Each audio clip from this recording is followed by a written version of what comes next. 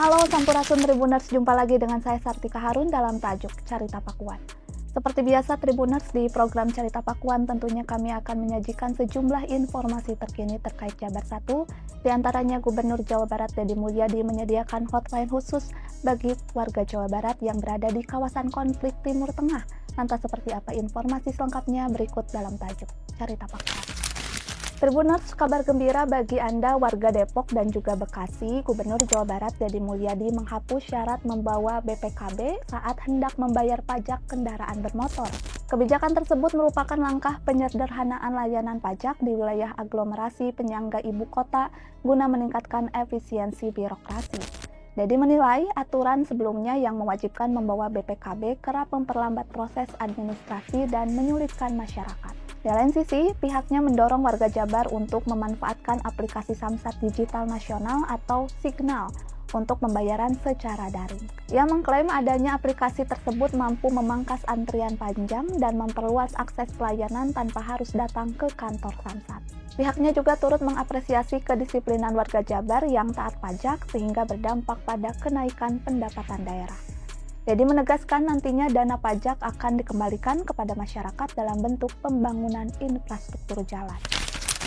Beralih ke informasi lainnya, Tribuners, Gubernur Jawa Barat Deddy Mulyadi berencana akan melakukan pinjaman daerah ke Bank BJB senilai 2 triliun rupiah. Ia mengungkapkan langkah tersebut tidak berkaitan dengan kebijakan pembebasan pajak kendaraan bermotor. Deddy menegaskan wacana pinjaman ke Bank BJB muncul karena adanya hambatan pada aliran dana dari pemerintah pusat ke daerah dan bukan karena kegagalan pendapatan internal.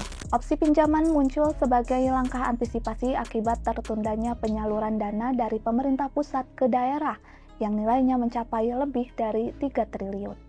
Deddy menyebut ada 2 faktor utama yang menekan likuiditas keuangan daerah. Yang pertama masih adanya tagihan dana bagi hasil pajak dari pemerintah pusat untuk periode 2023 hingga 2025 yang diperkirakan mencapai 1,5 triliun. Kedua, adanya penundaan DBH bagi hasil pajak tahun 2026 senilai 2,4 triliun. Meskipun aliran dana tersendat, Deddy memastikan proyek strategis di Jawa Barat tetap berjalan sesuai agenda. Deddy menegaskan jika pinjaman tersebut dilakukan, proses pelunasannya dipastikan tidak akan membebani gubernur selanjutnya.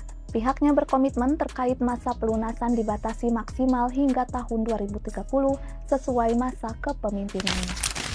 Beralih ke informasi penutup, Tribuners, konflik memanas di kawasan Timur Tengah antara Iran dengan Amerika Serikat dan Israel masih berlangsung hingga saat ini.